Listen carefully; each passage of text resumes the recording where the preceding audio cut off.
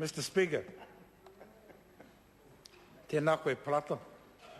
Mr. Speaker, if an election was held today, some 3,200 sentenced prisoners, those with a release date between now and the 5th of March 2011, will be able to take up their democratic right to a vote.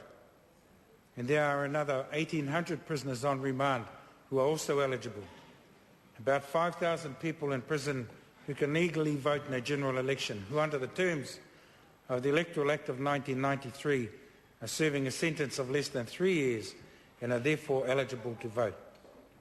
But today we get a bill which seeks to deprive those 5,000 people of their legal rights, to punish them again for the crime for which they have already been prosecuted, sentenced and incarcerated.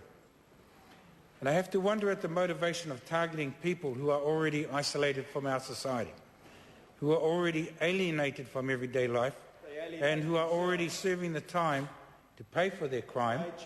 And I have to ask what on earth would be the motivation for denying them even more rights, except to punish them, to prove how nasty and vicious this society can be, to show how we care not for those who have fallen by the wayside, and to show what a callous and depraved society we really are.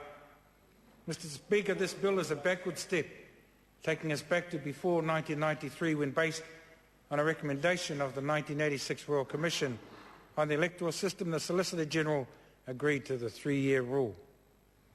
This bill will take us back to the days when anyone in prison on conviction was disqualified from voting. This bill will take us back to the days of prejudice and ignorance and a society ruled by fear rather than freedom. Mr. Speaker, Kim Workman, Director of Rethinking Crime and Punishment, said the bill would affect the 90% of prisoners who would be out of jail in 2 years, and that it would also actively disenfranchise the families and the communities that these inmates come from. Communities like Otara, Flaxmere and Cannons Creek, which would stand to lose a significant number of their voters. It doesn't take too much consideration to realise that with Māori and Pacifica constituting the great majority of inmates, the Polynesian voice will be the voice silenced by this bill. Mr. Speaker, the history of the right to vote in this country is one of confronting prejudice and challenging exclusion. A history that has opened up the right to vote for women, for Māori, for people who are not British subjects such as the Chinese, for people living on the Chatham Islands, for 20-year-olds and ultimately for 18-year-olds as well. This bill, along with a range of other bills of a similar nature, aim to take us back to a time when exclusion defined us as a society, to reset us on the track of slowly but surely rebuilding the walls of denial and racism that will see this country plunge into levels of hatred and violence that will make today's problems look like a bun fight.